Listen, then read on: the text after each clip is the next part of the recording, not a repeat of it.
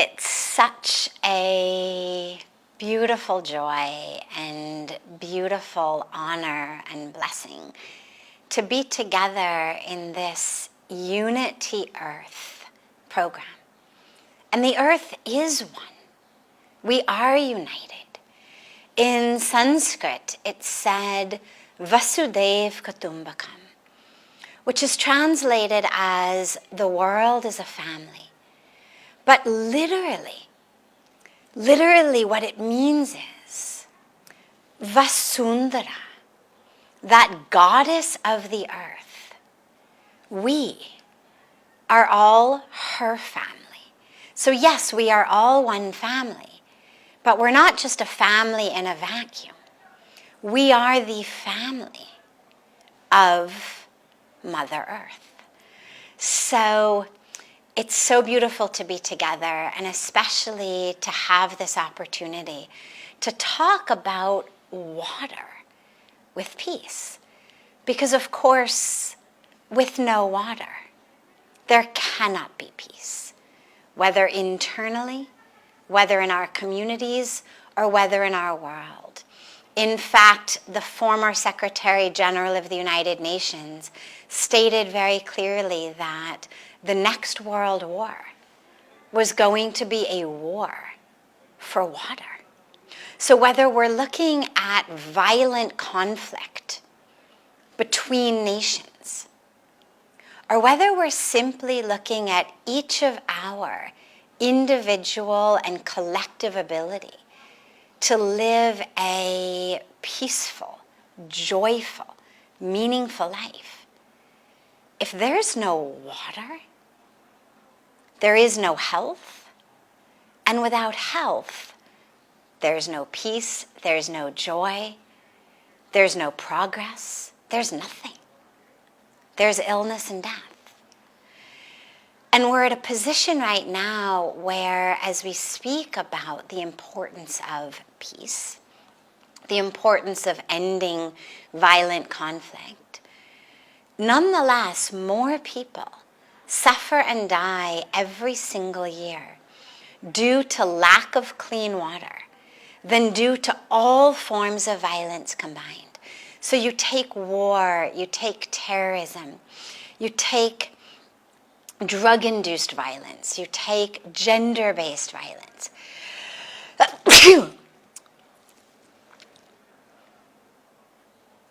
You take gender-based violence. You take all forms of violence combined. The sum total still pales in comparison to the number of those who are suffering and dying simply due to lack of clean water. So as we look today at strategies from local to global, what we realize is that in order for there to be access to water, there has to be water. Equal distribution and access comes only after there's actually enough water, enough clean water to be evenly distributed. And so the only strategy that really is going to work is a strategy that addresses both the ground level and also the grand level, the local and the global. But let's start on the individual level, on that local level, because while policies are critical, while the role of our government leaders, our corporate leaders are critical, the role of each of us is just as critical, if not more. And a lot of us have a lot more control over what we each do than over what our elected officials or the elected officials of other countries may do. So let's look at what we call the ground level. Strategies that each of us can implement. Number one, very simple. Keep riverbanks clean. In so much of the world, the banks of our rivers become dumping grounds. Dumping grounds for waste, dumping grounds for trash, dumping grounds for sewage. So if you live near a body of water, work to keep it clean. Let this be a Saturday morning activity. Let it be what you do for your birthday party, for your children's birthday party. Let it be what you inspire and engage your community to do. Pick up trash. Clean those banks. And of course, it's not only on the actual banks of the river, because each of our streets, our alleyways, if those are full of trash and pollutants, well, eventually all of that ends up into our water. So it means, number one, we take care of pollution. Number two, plant trees. The importance of planting trees cannot be overstated. So much of the water that we have comes not just from glaciers. We all think about sources of water as glaciers, and there are. But not all of the water comes from glaciers. So much of the fresh water that we have actually comes from mountain springs, which are fed and created by trees. For example, I live on the banks of the Ganga River, where, yes, we've got the Gomukh Glacier giving us that sacred water. But the amount of water that comes out of the glacier is tiny compared to the volume of water in the riverbed downstream, when all of the tributaries, all of the other streams from the mountains merge into Ganga. And those are all tree-fed, mountain-fed streams. So plant trees.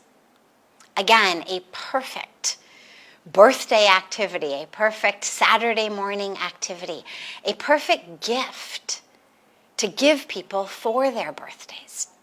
Plant a certain number of trees in their name, in their honor. And if you don't want to do it personally, no problem. There's so many organizations around the world that are planting trees. You can do it through them.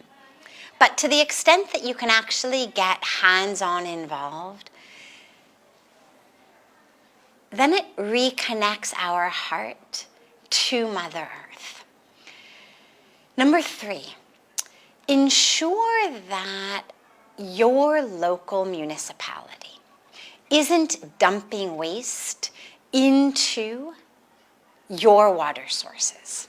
And this is also very critical, because some of it is directly what we do, and some of it is what happens through our municipalities. So pay attention, be engaged, be aware, be conscious. Where does your sewage go?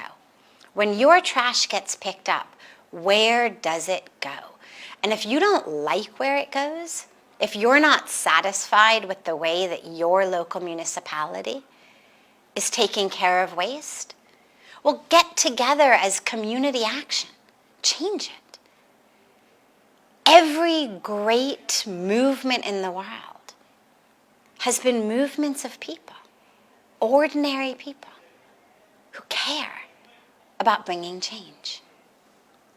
Next, change how we eat, change how we dress, change how we shop. Every single day, that which we put in our bodies, that which we put on our bodies, our food and our clothes, have a huge impact on water in the world. There isn't time to go into all of the details, but a meat-based diet, animal agriculture, beef, chicken, pork, all of the non-vegetarian foods are one of the greatest reasons for the water shortage that we have. They are one of the greatest wasters of water. Just to give you an example, the amount of water that goes into one meal of hamburgers is the same amount of water that you use in bathing for 6 months.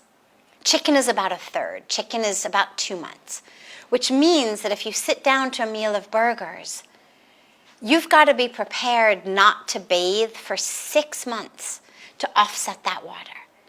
If you sit down to a meal of chicken, you have to be prepared to not bathe for 2 months. So go vegetarian. At least if not 100% of the time, go veg as much as you possibly can. Every meal has a huge impact. But it isn't only vegetarian or non-vegetarian. Go online, there's charts that are so easily available. What are the foods that take up the most amount of water? For example, here in India, one of the things that we see is this preference for rice over other grains is contributing to a very significant water issue. They're trying to grow rice in places that have no water. So agriculture, what we eat, be a conscious eater. Fashion. The fashion industry is one of the greatest polluters of our water source. But there's all kinds of alternatives. Now you can dress in beautiful fashion that's organic, that's fair trade, that's eco-friendly. It simply requires us to be conscious, to live consciously, to live with awareness, to live mindfully. So make these decisions mindfully. And if we come together in these movements, we can create a huge change. I remember when I was growing up and Greenpeace ran this dolphin-safe tuna campaign.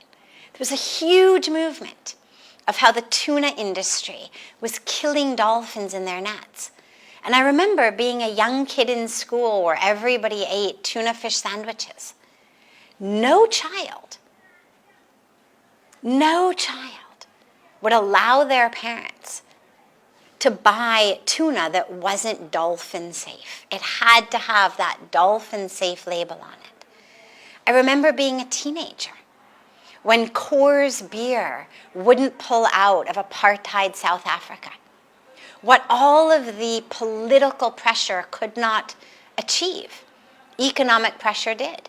There was this massive boycott of Coors beer.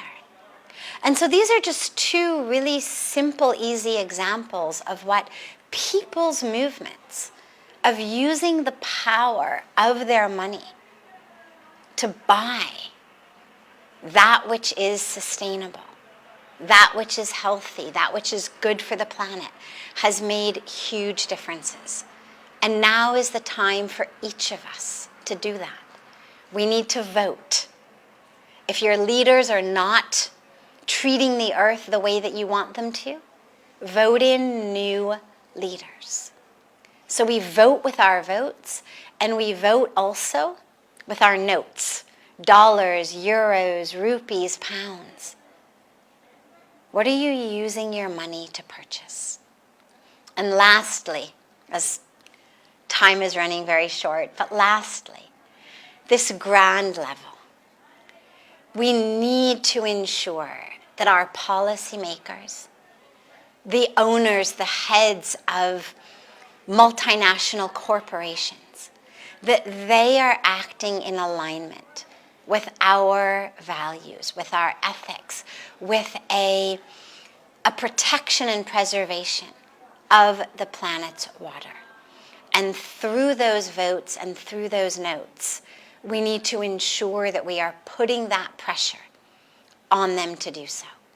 And yeah, it takes work. But a lot of religious traditions have a practice of what they call tithing, where people give 10% of their income to the church, for example. I'm not asking for that.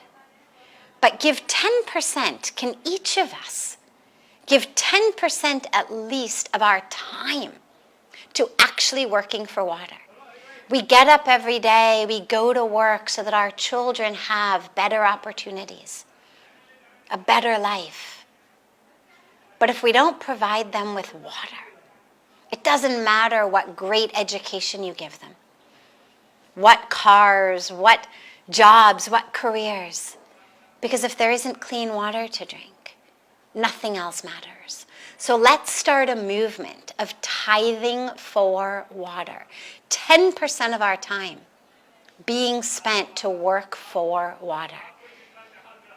If we all do that, really sincerely on the ground level and pushing toward the grand level, we will be able to turn things around. And it's the most important and the greatest gift, as well as the most critical responsibility that we have to today and to tomorrow. Thank you so much to Unity Earth, to Ben, to Arena, to their entire team for bringing this really critical and really beautiful program together for all of us.